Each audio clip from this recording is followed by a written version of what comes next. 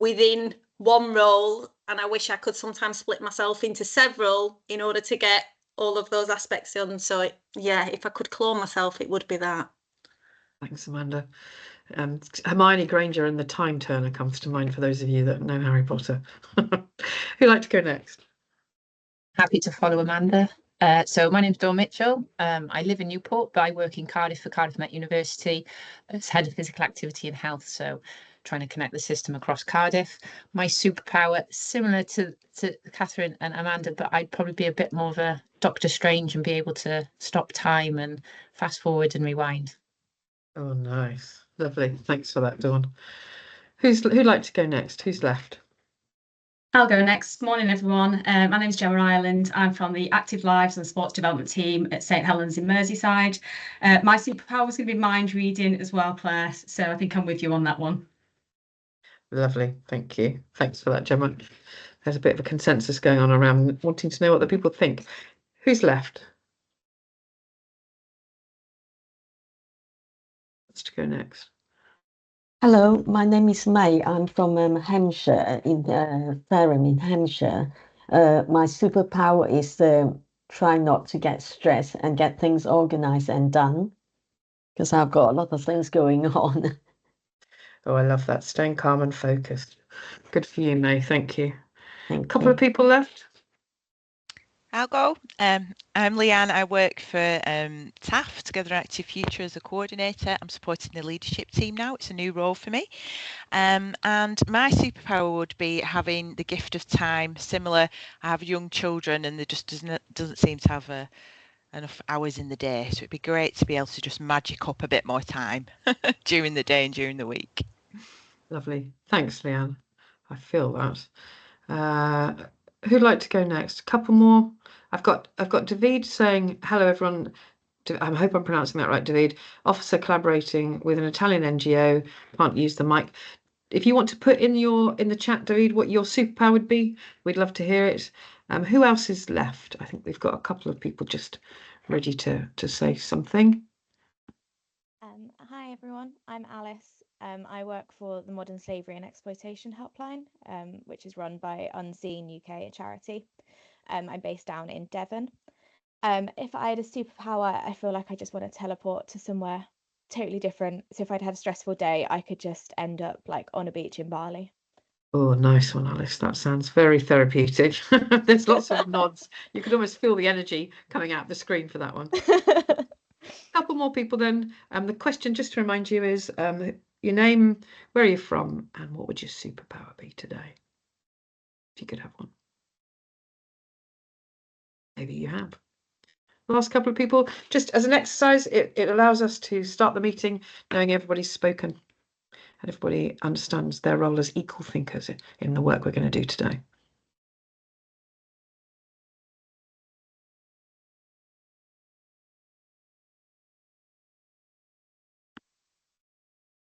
Okay, a couple of shy people maybe. Okay, so let's get on with the content. What I'm going to do is share the screen. I'm going to present some slides about fearlessness and fearless leadership.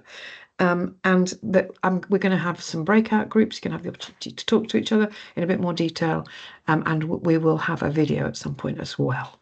So if you're all okay, and have I got any questions about this morning before I get going? Anybody need to clarify anything? Okay, lovely. Well, thank you all. I should probably say actually my superpower. Just to finish that exercise, I think if I had a superpower today, I'm with people who want to teleport. I could do with being in several places at once, and if I couldn't do that, then at least being able to get between them quickly would be great. So yeah, I could do with a bit of teleportation today too. Right, I'm going to just get the slides up and we will get going. Then, can everybody see that okay? Yep. Yep. Yep. And can you see it now as a presentation? Perfect. Lovely. All right then. I can't see much of you now while I'm presenting. So if you do have any questions, or if there's anything you want to check out, just unmute and speak if that's all right. Because I will try and keep an eye on the little window that I've got, but I really can't see much at all. All right.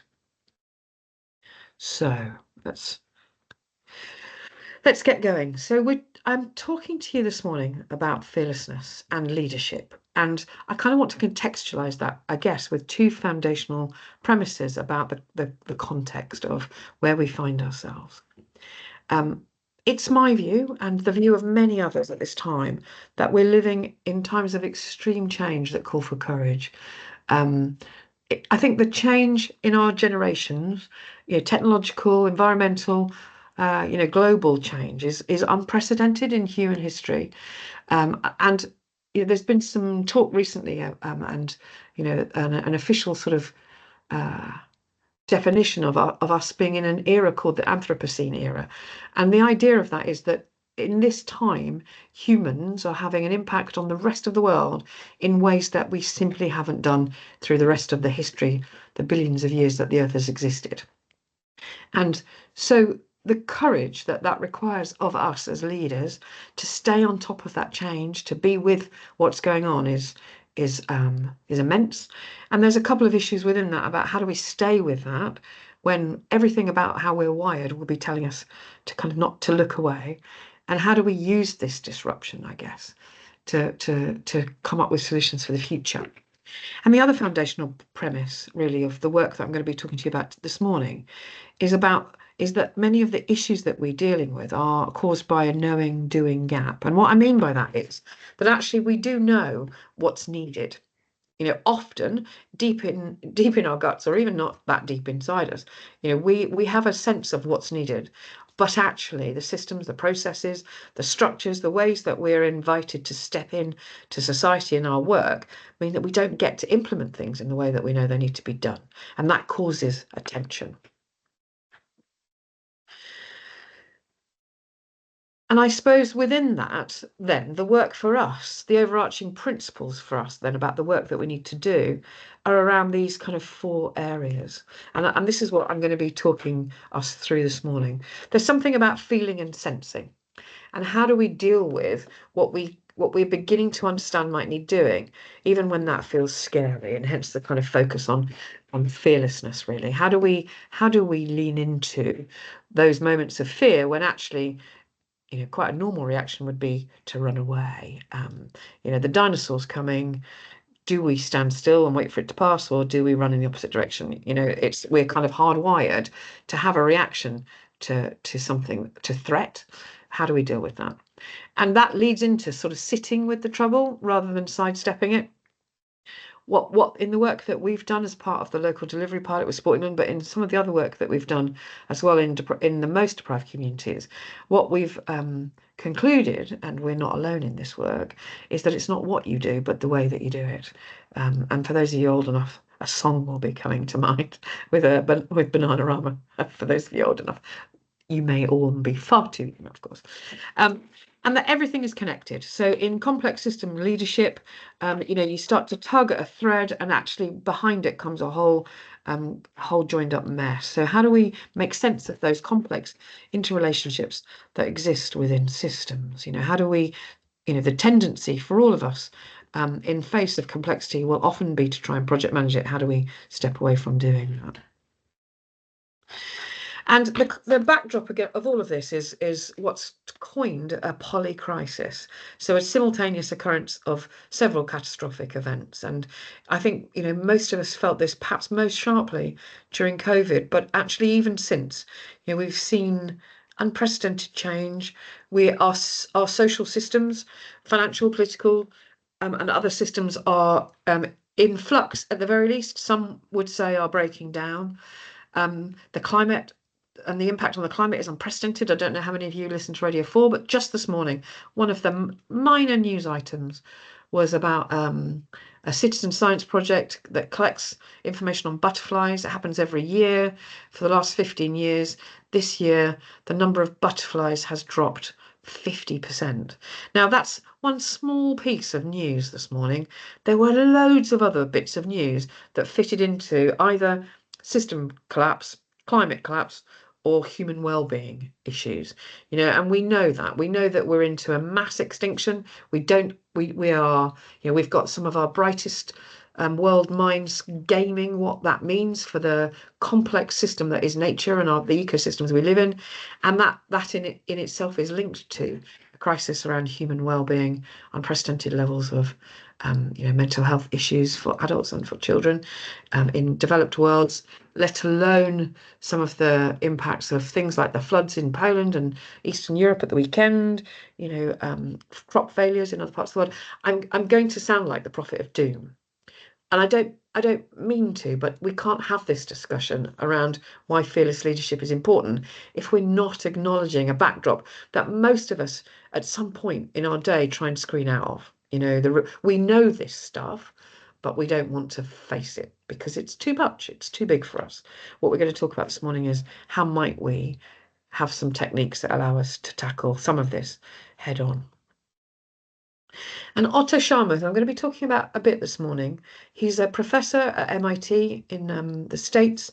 He's done a piece of work which I'm going to talk a bit more about, but I'm going to use this quote here. He said of this time in relation to some work pre-COVID around climate change, but this is applicable, I think, to the whole poly crisis itself.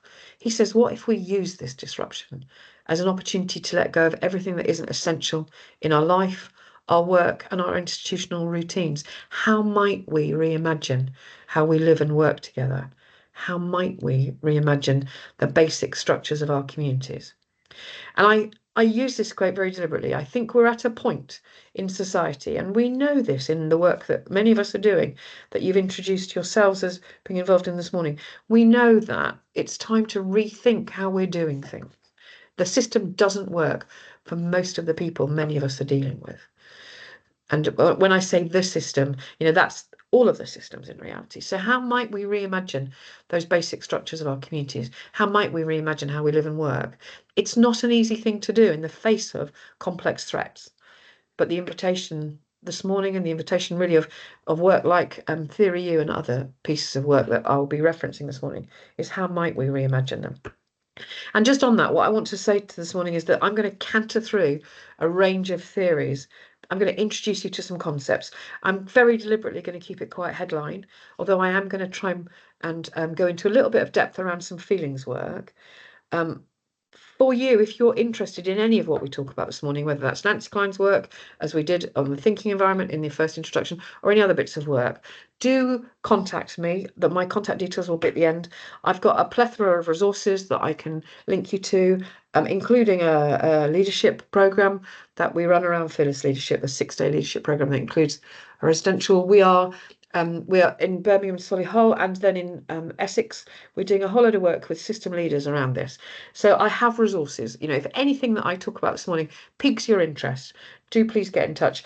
I've got a resource list which I'll send through to TAF as well, so that they can send it on to you, so that you can go and explore some things on your own. But if you are interested in anything that I talk about and you want to know things in more depth, I very deliberately put my contact details in the presentation so that you can get in touch, and I can link you to more.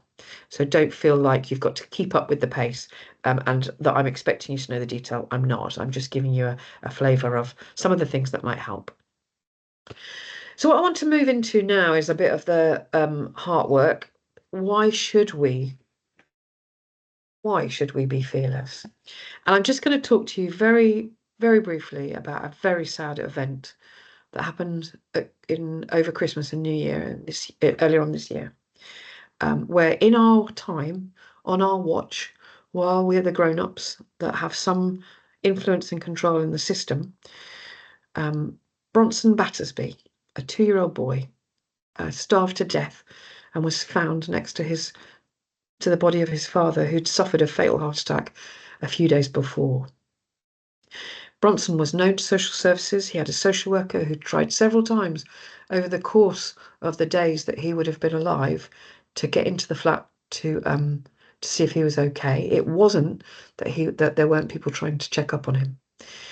He died in a flat that was with, where there were other people living within a few feet of where he took his last breaths. He was known to social services, like I say, and it was only eventually when the social worker managed to get hold of the landlord and get keys and take the police in that they found his body. I can't imagine, I am a social worker, but I cannot imagine how that social worker lives the rest of her life, knowing that when she was outside the door, a few feet away from him, he would have still been alive. Our system does not work. On our watch, children tonight will go to bed without enough food. People will be living in conditions that are not suitable for humans to live in. There will be people who will not fulfill their potential. And we know that our systems don't work and that they're broken. So why we should be fearless is because the courage that is going to be needed to shift from where we are to where we need to get to make sure that the systems are supporting those in the most need will take courage. It will take people prepared to stand up and say, this isn't good enough. And again, I'm going to quote Otto Scharmer, who says that this is the moment when what we need most is enough people with the skill, heart, and wisdom to help us pull ourselves back from the edge of breakdown onto a different path. And that's the invitation of this work. That's the invitation for you this morning. You've all already practiced fearlessness. You've come on a course that's got the word in it. And, for that, I'm really grateful that you're even here and that we're having this discussion. But the invitation is to think about how we might do more. What we've learnt in this journey, in the work that we've been doing now for the last 7 or 8 years, probably longer actually, in terms of the work we did that predated the work with Sporting Men. But what we've concluded in terms of fearless leadership are these things, and I'm going to go through these with you in a bit more detail this morning. But ultimately, if you took nothing else from it, take this, that change is an inner job. If we want to change systems, we have to change ourselves first. And I'll be talking a bit more about that. That when we notice fear, we need to lean into it. That we need to lead with purpose. So we need to understand why we're here and what we want to do about the work. We need to find connection and find a flock. This is work we cannot do on our own. And the importance of being followers. That we need to nurture courage and that it's all about practices. Practice, practice, practice. This is not something we will crack with just a single bullet. There's not one lever that we can pull or one thing that we can do that's going to shift everything. It's going to be a continuous change of small incremental practices that will make things different. So let's start with change as an inner job. Let's talk a little bit more about that. Now, this leans into the work of Otto Scharmer and Theory U, and this is a very stripped out version of the Theory U principle. The process of letting go of our old self and our old way of doing things and letting in the new. So it's a change curve. And what Otto Scharmer argues is that if at the bottom of that curve, when we've opened our mind, when we've opened our heart, and when we've opened our will, and we've allowed ourselves to let go of what we thought we knew, if we connect then to our purpose, why are we doing this work?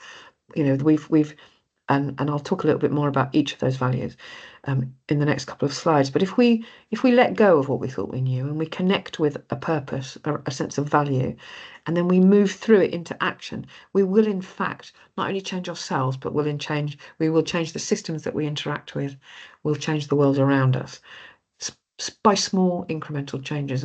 And the evidence for that is around system leadership and the fact that systems are designed to achieve what they're designed to achieve.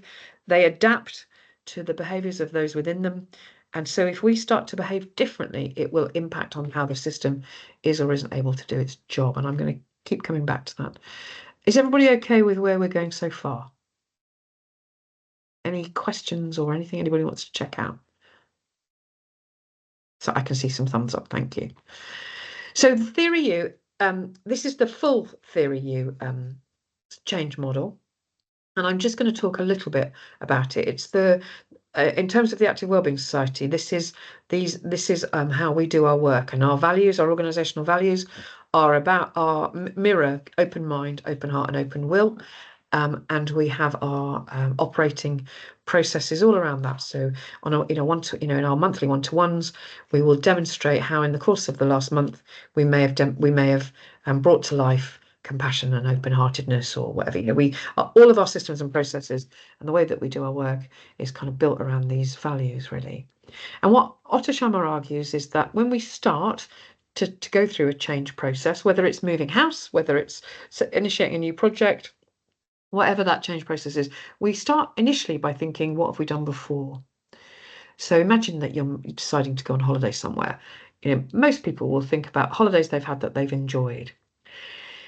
If you're going to go on a different kind of holiday, what you need to then do is suspend what you've done before, and you need to see the opportunity of a holiday with new eyes. And you need to then, at that point, you've moved into open mind. So you're seeing with fresh eyes, what else could a holiday be?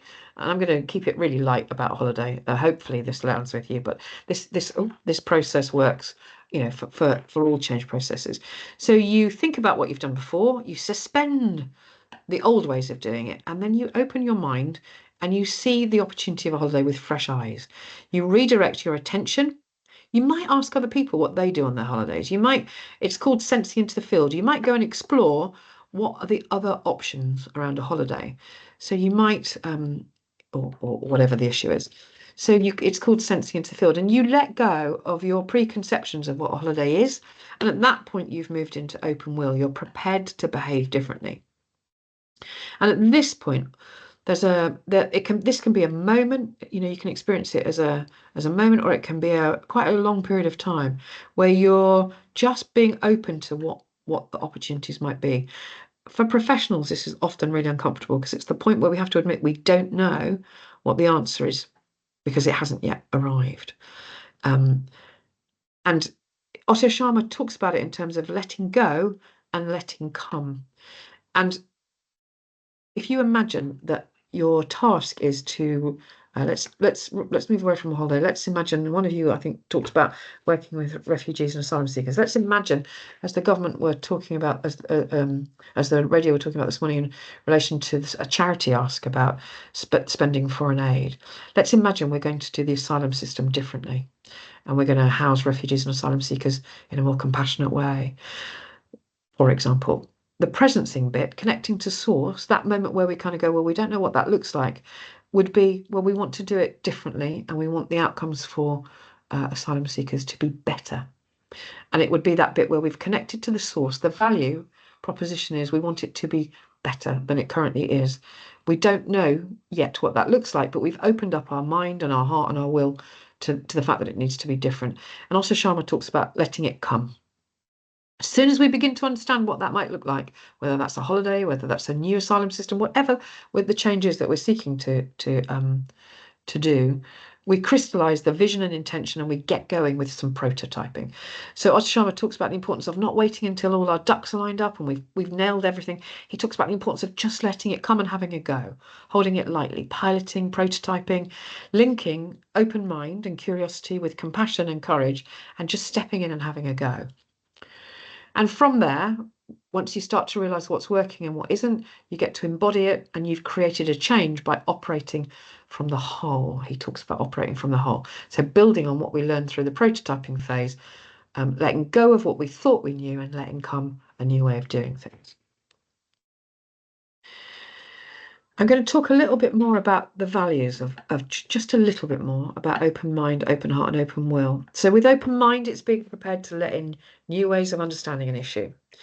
Another way of thinking about this is seeking more of the views, hearing a wider range of views. And there are some techniques that we've discovered can really support you to do that. There's a fantastic process called deep democracy, and I will, like I say, I will make sure that you have access to some of the resources related to this. But deep democracy encourages you to go and find the no, letting go of what you think is the way of doing it, inviting in a range of other perspectives, and just being open to the fact that while you might have done things in a particular way in the past, there could be other ways of doing it. The importance of open heart is that it invites you to connect with the feelings that evokes. So empathy, compassion, perhaps anger, perhaps despair, often grief. So, once you begin to let go of certainty and you explore how else it might be done, inevitably comes a sense of losing some control, losing some certainty. That will open up a range of feelings. How do we hold those? And then open will is being prepared to behave differently and to link to a purpose that might not be one of the outcomes in the process that we're seeking to change so far. So going further and deeper into uncertainty and complexity. And what that requires of us ultimately is to get comfortable moving from agreement and certainty to complexity and uncertainty. And I'm just going to explain the diagram that you can see here. So you've got an axis here where at the bottom you've got ordinary management on my screen, what's a blue box, a light blue box. And at the bottom of that axis, you've got close to agreement and near to certainty. So an example of that might be, it often isn't for me, but an example of that might be following a recipe and making a cake. So you've got a very clear process. You've got a picture of what the cake looks like. You've got your ingredients laid out in front of you, and there are some key steps that you would follow. And that's ordinary management. The argument here is that where there are things that can be controlled, where there are inputs and outputs and a very clear, identifiable, certain outcome. So, Madeira sponge, for example, you can follow technical, rational decision making. You need simple structures. You've got some processes and procedures. You could do really easy monitoring and control techniques, to check that my Madeira is the same as your Madeira sponge.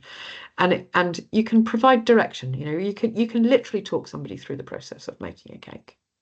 In reality, though, when you're talking about polycrisis and system failure and system leadership, what we're often talking about are things that are far from agreement, where actually not everybody is clear, what we're even baking, and far from certain in that we don't even know what resources we're going to have to use to bake whatever it is we're going to bake. And that's where system leadership and really, the kind of the values, the techniques, the processes needed for system leadership comes in. And we're looking then at focusing on purpose, being prepared to be able to say yes to the mess, looking at experiments. So raising a child is a really good example. What even is success when it comes to raising a child? I've got more than one, and they're different, and I'm still the same parent with the same techniques. So how does that work? So we say yes to mess. We talk about understanding different perspectives, understanding that at moments in time the same techniques will bring out a different result. Holding curiosity, the importance of just staying open to what this might look like. Encouraging connections, feedback loops become really important, networks become really important in system leadership, reducing power, and containing anxiety, importantly. It's not something we can control, which for many of us as professionals, we've got an identity as being able to go in and resolve issues. So the anxiety of not being able to predict exactly what will happen as a result of trying an experiment or launching system leadership, actually, how do we handle that? Those are some of the issues, I guess, and the techniques we need to be able to kind of manage as we go through systems leadership. And Peter Senge, a systems scientist, says that knowing that there are no easy answers to truly complex problems, what system leaders have to do is cultivate the conditions where collective wisdom emerges over time through a ripening process that gradually brings around new ways of thinking, acting, and being. So that whole piece reinforcing Theory U and Otto Scharmer's approach of open mind, open heart, open will, thinking, acting, and being different. It's collective wisdom. And creating the conditions. So Nancy Klein's work about the thinking environment, deep democracy and that whole approach to finding the no. We have to, as system leaders, create environments where we can encourage a wisdom that allows us to think, act, and be different, because that will be how we change systems.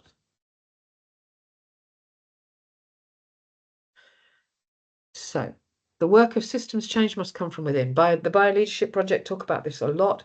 They're a really good organisation to go and check. And there's a whole piece of work around something called biomimicry. So how would nature handle this? One of the oldest living labs for system change is nature. You imagine if you had to organise spring every year.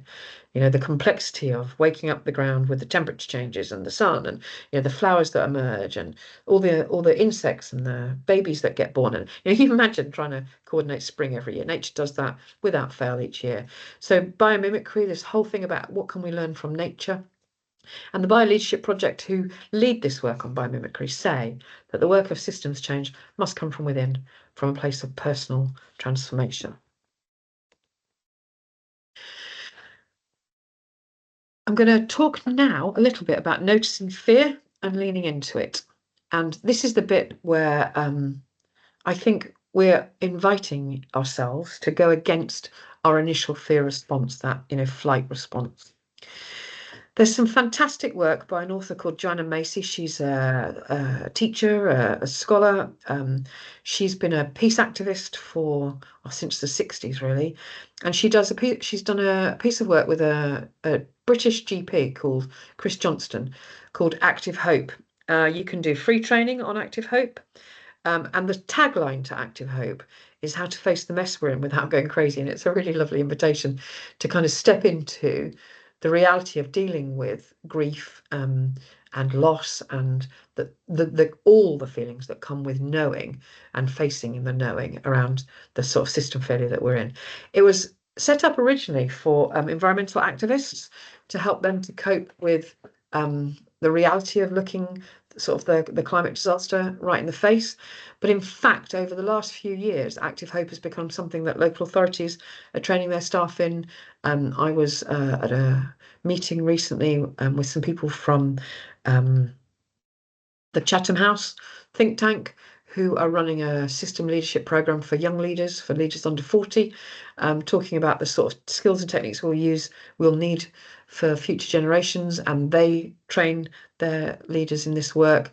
So Active Hope is a bunch of techniques really that allow us to think about what might be some of the practices that we will need to cope with the future. And Joanna talks about the fact that in the face of overwhelming social and ecological crisis, this work can help transform despair and apathy into constructive collaborative action.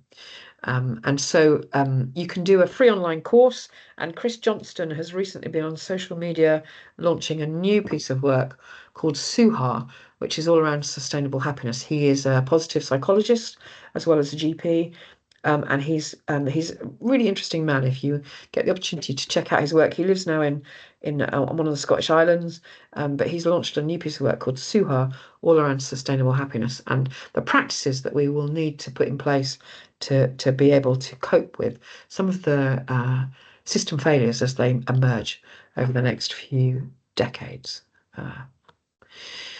Wendell Berry, an environmentalist, invites us to lean into fear by saying that it may be when we no longer know what to do that we've come to our real work, and that we will no longer know which way to go that we've come to our real journey. And you can see the echoes of that alongside Otto Scharmer's work with Theory U and the bottom of the curve, being prepared to let go of what we think we know and sit for a while without knowing what's going to be next. That is the point at which we will connect to our higher purpose and the real work of change. I'm going to invite you for a minute, if you can, to just close your eyes while I just read you this. And just let it wash over you. If you don't want to do that, that's absolutely fine. But if you would just close your eyes and I'll read you this. It's 3:23 in the morning and I'm awake because my great-great-grandchildren won't let me sleep. My great-great-grandchildren ask me in dreams, what did you do while the planet was plundered? What did you do when the earth was unraveling? Surely you did something. When the seasons started failing, as mammals, reptiles, birds were all dying, did you fill the streets with protest when democracy was stolen? What did you do once you knew? There's a whole piece of work that we lean into in Fearless Leadership around being an ancestor, being a good ancestor, around making decisions that will impact on future generations in a positive way. And there's a piece of work called The Children's Fire by a man called Mac McCartney, and we'll talk a bit more about him in a minute. And it can feel quite out there to talk about the children's fire or decision making for the future generations, born and not yet born. But in fact, in Wales, you have a Future Generations Commissioner whose role is to do just that, to make decisions that are in the best interests of future generations. It's not a million miles away from practices that are commonplace now in local government structures, in national government structures, where we are beginning to understand that we have a responsibility to generations not yet born. The decisions we make today for short-term profit or short-term gain could jeopardize the very planet we live on. Difficult stuff to get our heads around, but important nonetheless. Molly Brown talks about the Great Turning. Now, the Great Turning is one of the three states that are described in Active Hope. And the Great Turning is the point at which we understand what the work is that we need to do, and we move away from the state that's called business as usual. And Molly Young Brown says that when we allow ourselves to share our grief, our rage, our fear, or just our numbness with other people and have them listen to it and accept that and not tell us we shouldn't feel that way, it's like everything else gets released too. It's all in the same container, and we open the container and let the pain out. We also let out the joy and the love. And then we start to see ourselves in the world with new eyes. We start to see how interconnected we are. And you can see there premises around new eyes, seeing ourselves differently, being interconnected, that speaks to the whole systems leadership work, the work of challenging the norms, and that bit about leaning into the feelings and the fear. And Starhawk, an environmental activist, says systems don't change easily. They try to maintain themselves and seek equilibrium. To change a system, you need to shake it up, disrupt the equilibrium that often requires conflict. Now, Starhawk doesn't just mean armed conflict. Starhawk can mean, the conflict of sitting in a meeting and saying, I don't agree, or I don't think that's the only way. That moment when a little part of us knows we need to speak up and say something. That conflict often within ourselves to let out our own no. And we have to move away from centralized power to distributive system leadership. It won't happen without conscious and persistent intention to disrupt how power is held. And I've put here at the bottom, power is not given up willingly, usually, and that provokes fear. So, one more quote, and then I'm going to invite you to just go into small groups to have a bit of a chat about what we've been talking about so far. And Helen Goulden from the Young Foundation says systems don't change unless they're put under undue pressure. And I think the most important word for me in that sentence is undue. We know that we can't change things unless we're prepared to do things differently. So what I'm going to invite you to do now is I will copy these. I will put these sentences in chat for you when you go into breakout groups. But we're going to go into breakout groups of 3 or 4. And we're going to invite you to just answer these 2 questions to each other. So you might want to just have a think about them first. And they're open sentences, so the invitation is for you to finish them. What most scares me about the world right now is ... And what most scares me about what is asked of me is ... So what I'd invite you to do, please, I will stop sharing now. And I will put those in chat. But if you wouldn't mind going into groups, we'll open small breakout groups for you, and we'll invite you, once you've had a moment or two to think about your own answers, to just share that with each other. I promise you, by the time this workshop is finished, you won't feel quite this miserable. But right now, I am aware I'm the prophet of doom. So just sit with that if you can. We'll work through these emotions, but I'll invite you to perhaps spend 5 or 6 minutes in groups of 3 or 4, just talking about what your answers to those questions are. And like I say, I'll put it in the questions in chat for you.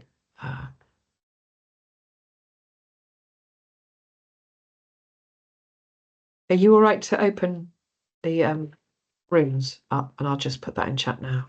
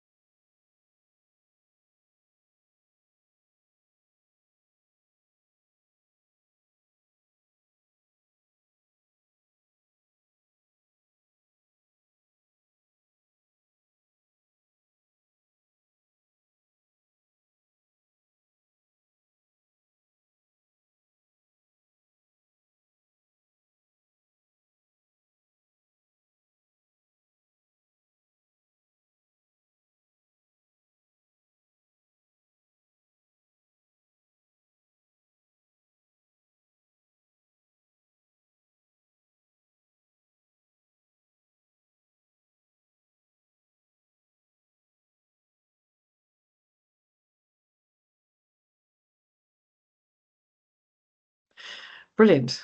Well, thank you all for that. I was in a really interesting group. Thank you to my group. Anybody want to just give a flavour? I'm not asking for blow-by-blow accounts, and please don't say anything you're not comfortable sharing, Wiley, but anybody want to say anything about the discussion they've just had?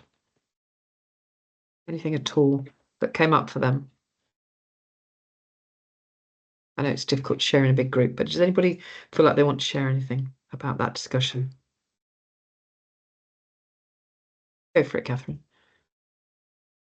It felt like there was a little bit of a theme of lack of control and wanting to do stuff and not quite seeing not just the first effect, but the second effect, the third effect, and the enormity of that task, and wanting to start the right ripple. So it felt like there was a bit of that in our group, didn't it?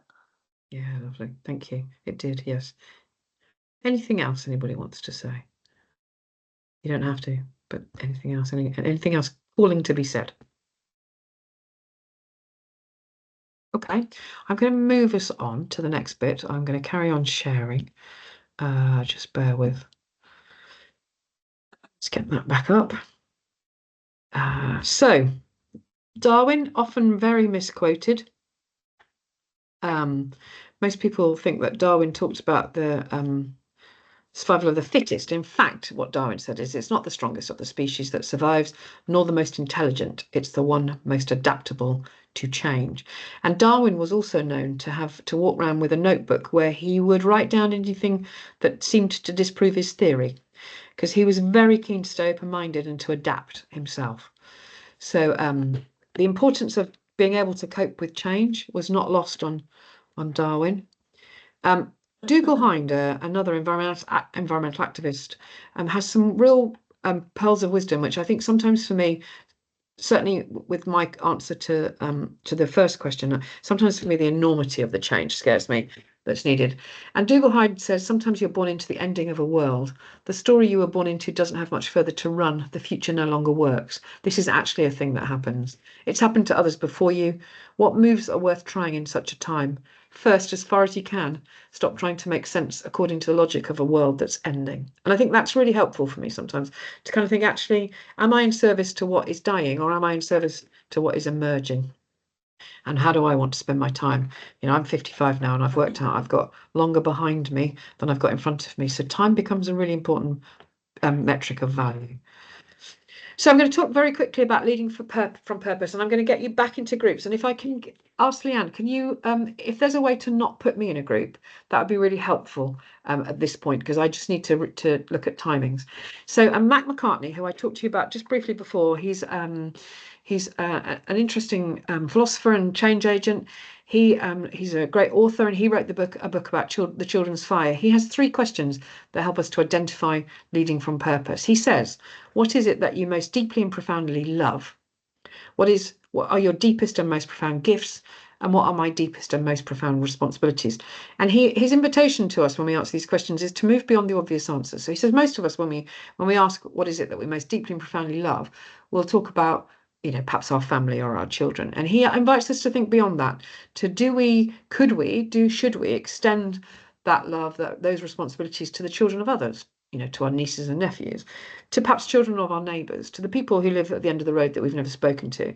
You know, where should our deep and profound love or our profound responsibilities, where should the boundaries of those sit?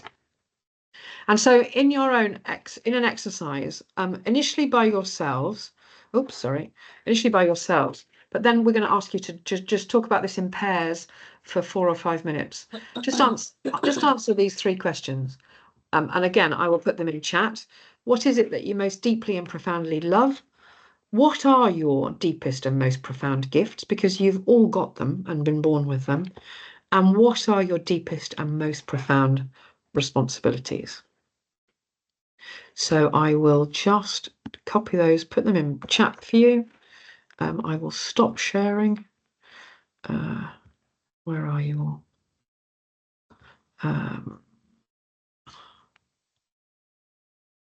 Well, I can't. Let me just get you back up. Stop sharing, put it in chat. And can we open up pairs? But please don't put me in a pair, because it's always horrible when the person gets stuck with the presenter, because they feel like they've got to take it super seriously. So don't put me in the chat, but if you could put people into pairs, just have a think for yourself. What are your answers to those 3 questions? And then please, you've got 4 or 5 minutes to share this in your pair. And again, we'll take a flavour of any feedback when you come back. Thank you.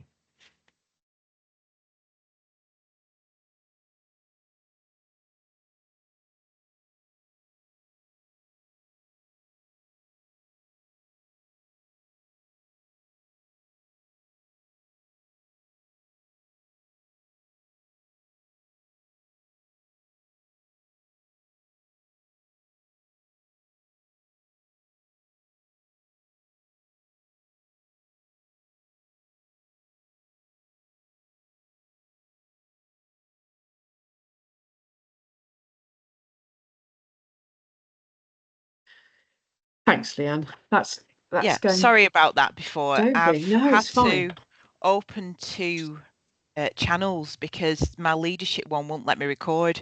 So I'm juggling over 2 different Oh, poor old you. That's a things. nightmare. So I was like panicking that the breakout rooms were, and then I forgot to unassign you, and I thought, oh no, It's you're in a fine. group. So I've done it this time. So No, I'm really it's sorry. fine. No, it actually worked really well being in the group because it gave me a flavour of the level of the debate. So that was not a problem. But it's Yeah. just when you're in pairs, it's really awkward if you then get stuck with a Yeah. facilitator. It's a Yeah. bit. I get this all the time as chief exec when we do this at work. Nobody wants to be stuck in the chief exec's group. Do you know what I mean? Because you have to be on your best behaviour. So I just thought if there was a way to do it without me being in a pair, that would be great. Of course. And Yeah. it just allows me to rejig things. Well, not rejig things, but I think we're fine on timing as well. As You're long as we okay get for time. Yeah. We finish at 12:30, don't we? At 30:30. Yes. Yeah, Yes. yeah. I think we'll be fine. Yeah. Okay. Okay. I've got 2 short. I've got 2 short videos. That they're no more than 10 minutes, and then with the content and a little bit of discussion, that's fine. We've got plenty of time. Okay. Okay. I'm just checking everyone's all right in the rooms. Just.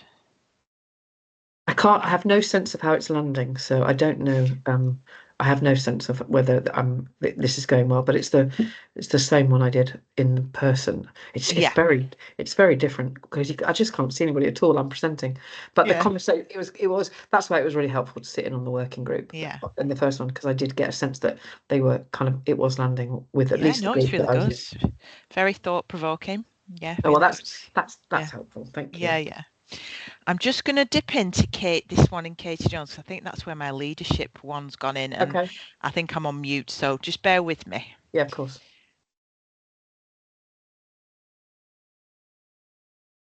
Sorry, I was in a room on my own, I think, and then I pressed to leave and then left. Left Okay. the actual webinar.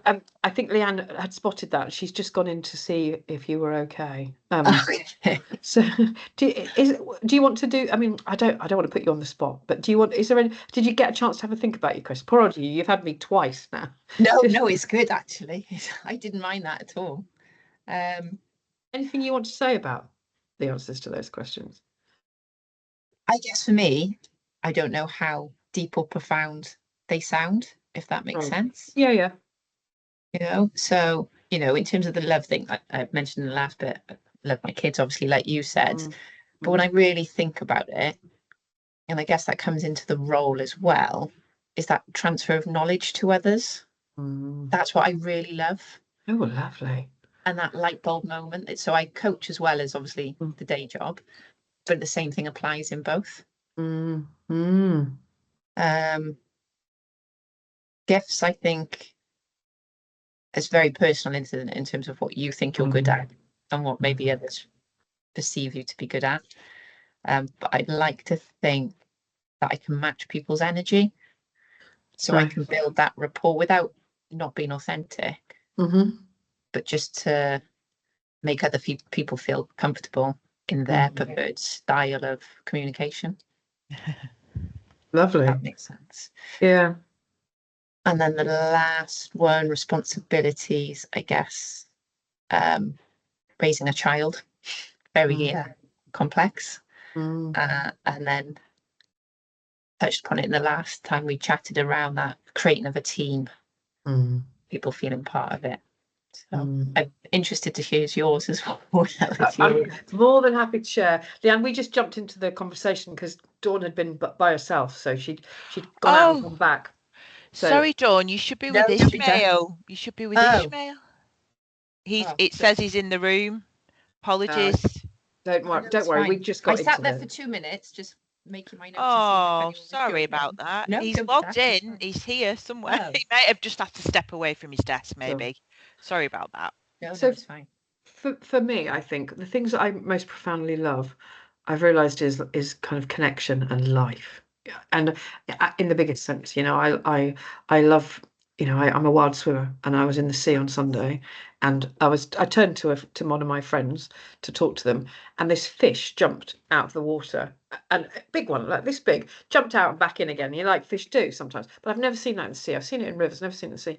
And I had such joy of just having witnessed this kind of, you know, like this creature, if you like.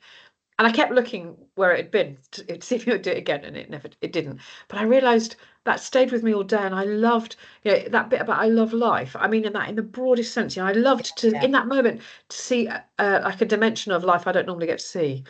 You know, a fish kind of jumping for joy or air or whatever they jump for. Do you know what I mean? So I love life and connection, and you know that sort of sense of being part of this wonder that is the world. In terms of my gifts, I think that I have a part to play in steering where the world needs to go, and that's my biggest responsibility as well, I feel. Yeah. You know, to play my part and to deliver my gifts for benefit. So Nice. Thank you. Right, welcome back, everybody. I hope that you found that an interesting exercise, and that you got to talk a little bit about that. And I'm unapologetic in terms of asking those questions, and I think they are beautiful questions to hold. And I would invite you, if you've got children or friends and family, to maybe go home and ask them that tonight. It sparks some wonderful debates, particularly with kids, to ask them what they think their most profound gifts are. You know, just to introduce that concept to your children, that you know that they have profound gifts. Anyway, anybody want to feed anything back at all? We'll pause for a minute or two if you want to share anything that came up in your discussions. Anyone feeling brave? Want to say anything? I touched on for responsibilities, kind of from the leadership element of leading a team in quite a high pressure and emotional sector, the responsibility that I feel for the team well-being, but also for all the people who use our service, as we're a public facing service. And sometimes that can put you in a tough situation where maybe you have to say no to somebody because actually you've kind of also got to protect the interests of everyone else. And that responsibility sits quite deep with me. That's something I think about a lot. Wow, yes, I can imagine. Thank you for sharing that, Alice. Yeah, that's a lot to hold. Absolutely. Anyone else want to say anything at this point? Claire, go for it. I think for me, we didn't talk about this, but just on reflection after the conversation, I think thinking about the purpose and the wider conversation of fearless leadership and systems leadership, that I think that the purpose is really important and really integral to driving it forward and to not feeling and to staying on the mission, or the path that you feel is really important, because there's so much challenge and hardship and frustration along the way, and barriers in trying to create change in systems. That the purpose is really important, and having a purpose that aligns with what you're trying to achieve. Absolutely. I think that's a really beautifully made point. And there were lots of people nodding as you were saying it. So thank you for that. That's really helpful. Absolutely. And very much kind of to some extent, what the point of this canter through a variety of sort of related theories and techniques about fearlessness is about. You know, it's the importance of purpose. Absolutely. What I'm going to do is I'm going to jump back into the presentation with you. We've got a short video to go, and then a bit more input, and then I'm going to try and finish on a video as well. I want you to we've talked about a few of the points right at the beginning when I said there were 4 or 5 things we were going to go through. I'm going to jump back in now, and we're going to talk about the importance of all of this, with also finding connections and your flock. So this is big work, dealing with emotion and system leadership and all of the fear and everything. You know, it can be really tough. It can't be done by yourself. And I want to just talk a little bit about creating a flock and the importance of following as well as leading. And for this, I'm going to show you a video. And I'm hoping that I'm in the right presenter mode, that this will just automatically go across, but it might not. Can you see a video on the screen? No. Okay, I will stop sharing then, and I will go straight to that video and share that with you, including sound. Here we go. Can you see it now? Can you see a black screen with white writing on? Yes. Perfect. Yes. Okay, you should now hear some sound as well. If you can't hear sound, can you jump in and let me know? Otherwise, get the popcorn out, and we've got 3 minutes of video to watch. If you've learned a lot about leadership and making a movement, then let's watch a movement happen start to finish in under 3 minutes and dissect some lessons. First, of course, a leader needs the guts to stand alone and look ridiculous. But what he's doing is so simple, it's almost instructional. This is key. You must be easy to follow. Now here comes the first follower with a crucial role. He publicly shows everyone else how to follow. Notice how the leader embraces him as an equal. So it's not about the leader anymore, it's about them, plural. Notice how he's calling to his friends to join in. See, it takes guts to be a first follower. You stand out and you brave ridicule yourself.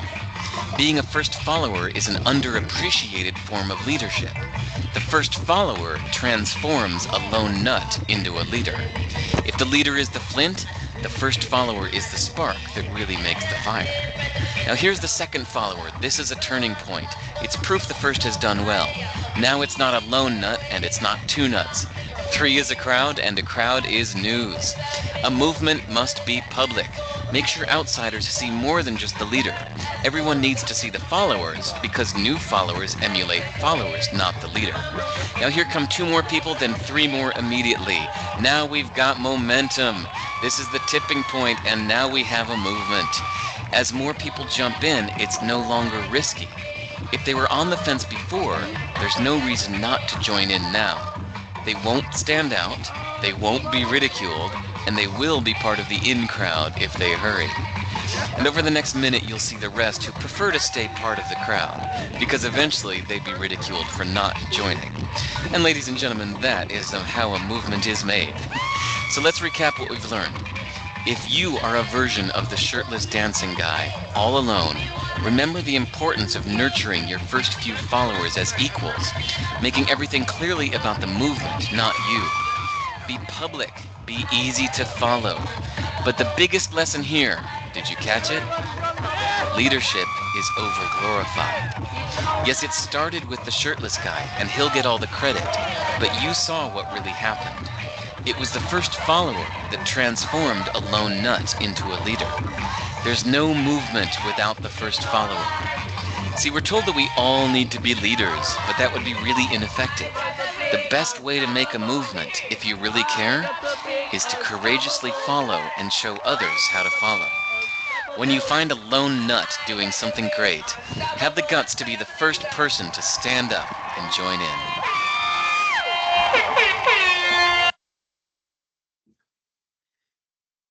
Right, so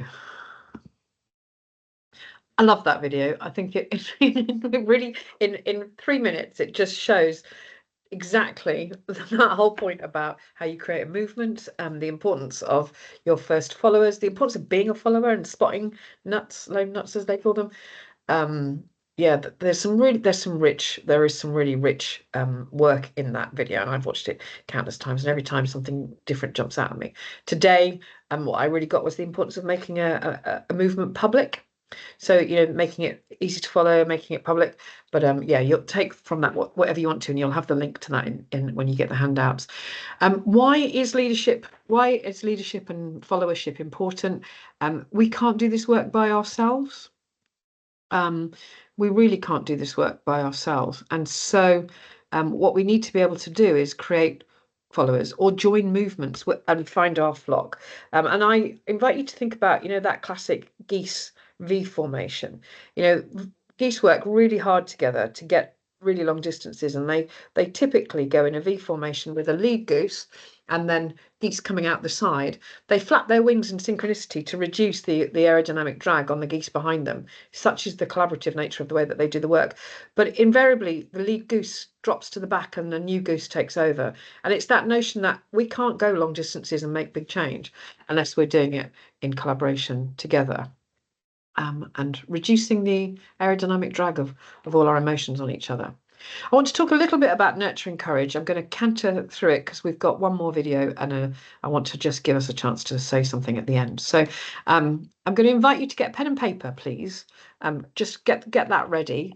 And I just want to talk very briefly about courage and why it's important. So Brené Brown, whose work is amazing on courage and vulnerability. If you want to explore it more, I invite you to go and see explore Brené Brown's work. She's very easy to consume in terms of her academic work.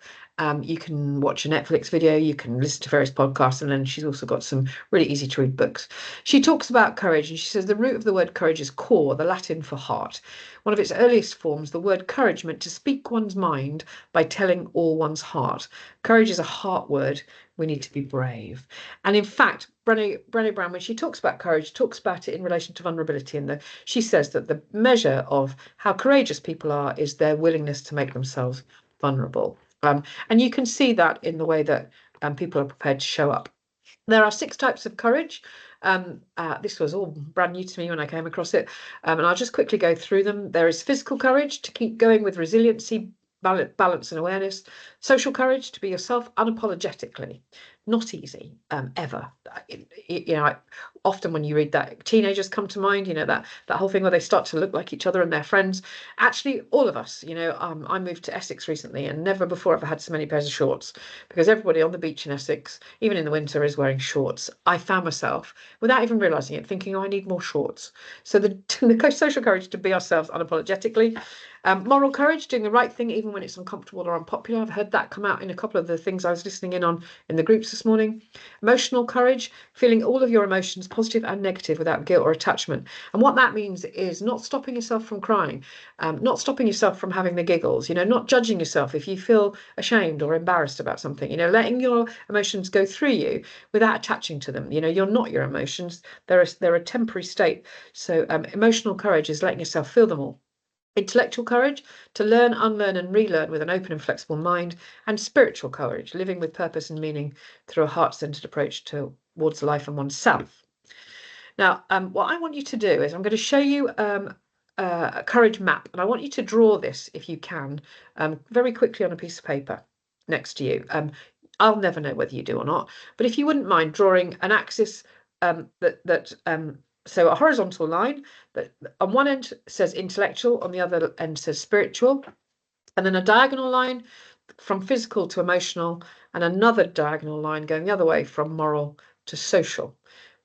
Put 0 in the middle, and basically what I want you to do in a minute, and just do this, in terms of where you are today and how you're feeling right now, is just give yourself a rating. And while you're doing that, I will just cut and paste the definitions of the different types of courage in chat so that you can have a look at them again. So I'm going to unshare my screen for a second, and I'm going to just cut and paste the definitions for you. But if you wouldn't mind just drawing that axis for yourself, I will cut and paste the 6 different types of courage. And we'll put that in chat.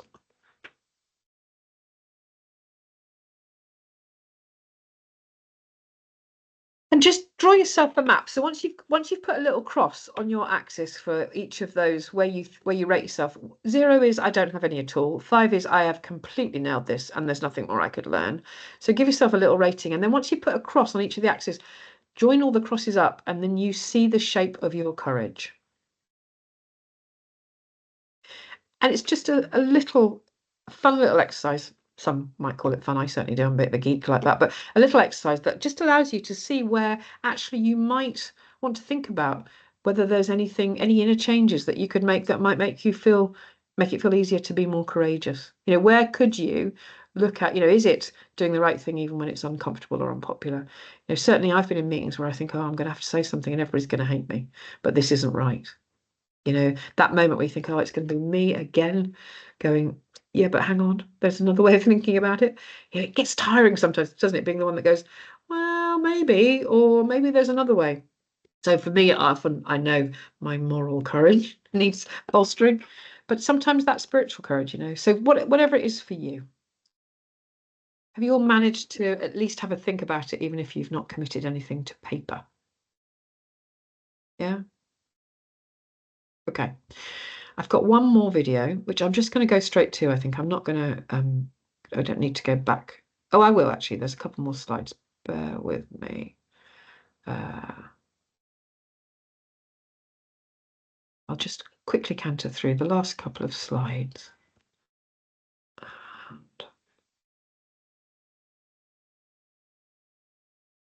So, practices.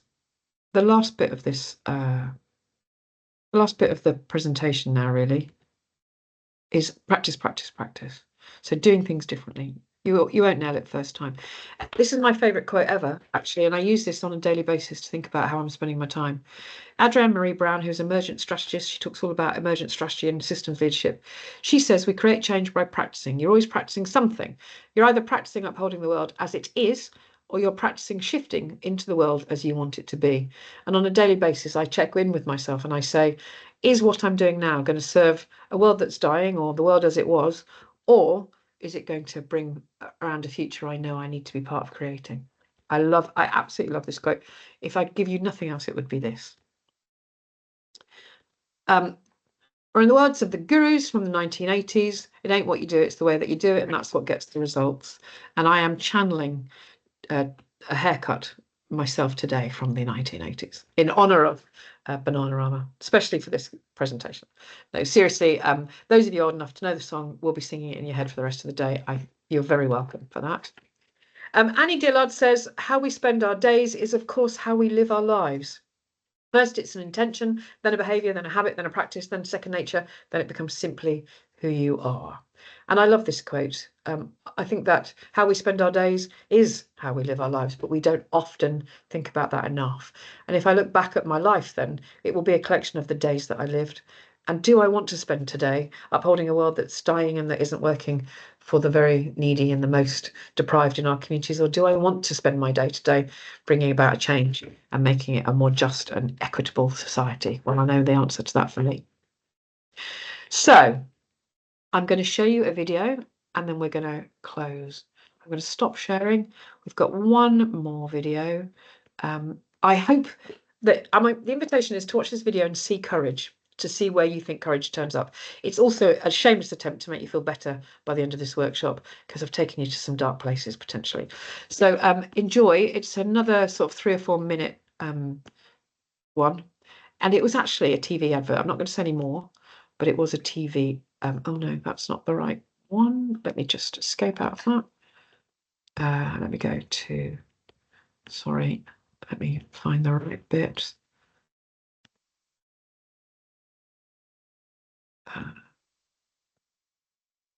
Can you see all that we share? Can you see that now?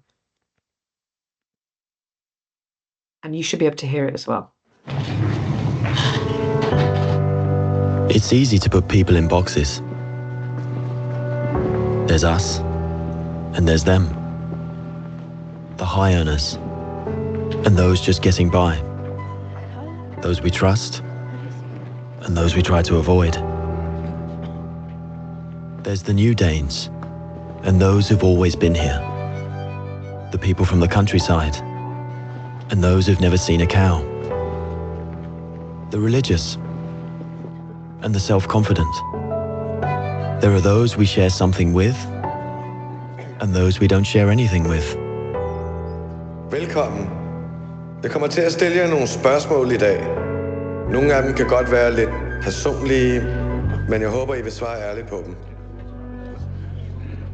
Hvem herinde i rummet var klassens klovn?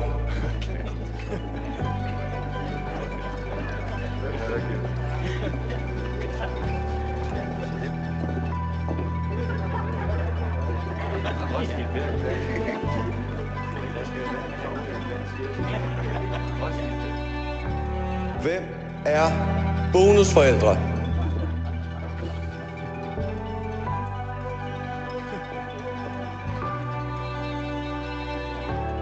And then suddenly, there's us. We who believe in life after death. We who've seen UFOs. And all of us who love to dance. We who've been bullied.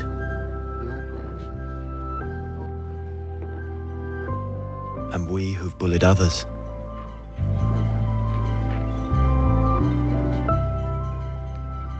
And then there's us, the lucky ones who've had sex this past week. We who are broken-hearted. We who are madly in love. We who feel lonely.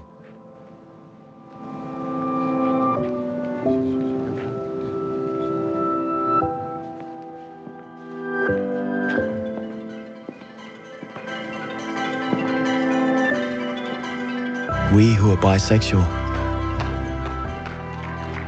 And we who acknowledge the courage of others.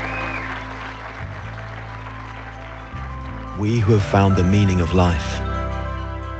And we who have saved lives.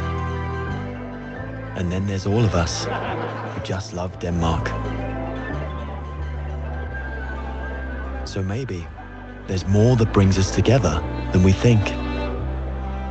TV2 Denmark. All that we share. So we've got a couple of minutes left. I just want to invite any of you to perhaps share anything that's landed with you today, just before we close. I'm conscious I've cantered through a raft of things. Anything that's landed for you today?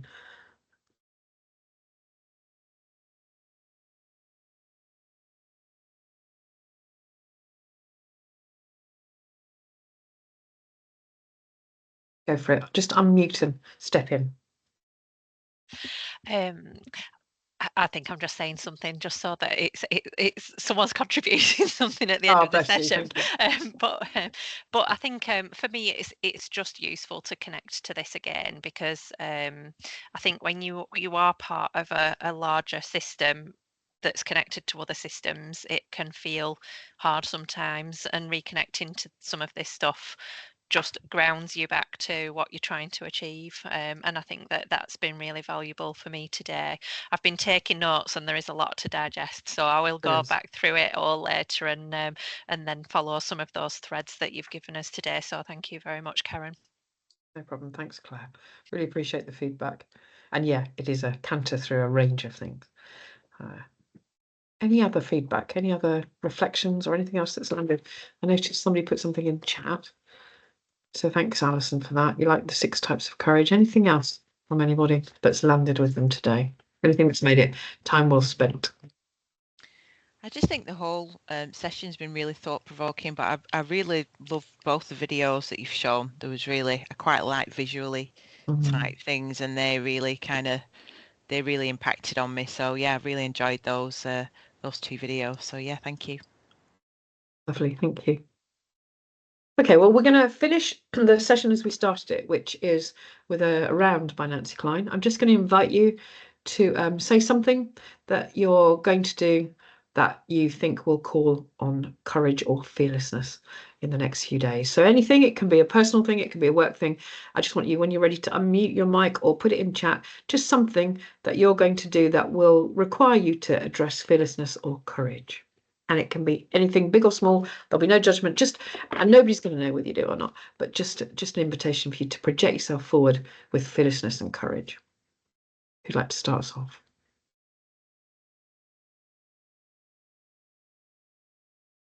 I have a probation review with someone that I line manage, and I like the bit about getting the person who makes you a leader and like getting their buy-in. So I've got some ideas. We've got some stuff we need to do at work. So I just found that useful to think how I can kind of get his support and kind of grow that process of what we need to do. So I think that'll be really useful for my probation review. Lovely, thanks, Alice. So good first follower moment. Lovely, thank you. I've got a 40-minute slot in our large team meeting later on, and one of the purposes is to get people to be more active in some pieces of work we're doing, so everybody feels like they own it. Otherwise you get like 3 people who are doing it, 12 people who are being tumbleweed, and it's really frustrating. So it's kind of getting the energy up. So there's something about that fast follower that I'm going to be thinking about how I reword that to get people on board, so that's really helpful. Lovely, thank you.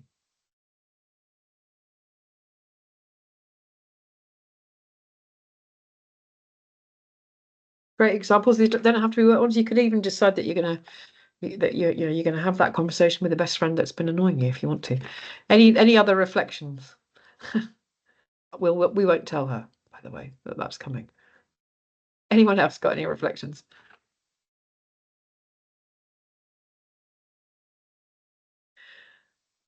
I'm conscious it's past. Thank you all very much for your time. It's been a real canter through this morning, and I was saying to Leanne, it's not it's a lot to take in, and it's not so easy to see how it's landing with you all. But thank you. These sessions really work because people participate. So thank you all very much for your participation. It's been lovely working with you this morning. Have a fantastic day. And if there's anything else I can help you with at all, with any of the work that we've talked about this morning, do please get in touch when you get my contact details on the presentation. Have a great day, everyone. Thank you. Thank you, Karen. Thank you. Thank you so much, Karen. Thank you. Thank I'll you. be dropping the info in the chat for some links to the YouTube channel, and I'll forward on the presentation, everything to everyone that's registered. So thank you very much, everyone, for your time, and thank you so much, Karen. That was fabulous. Thank you. You're very welcome. Have a great day, everyone. Bye bye. See you later. Bye bye.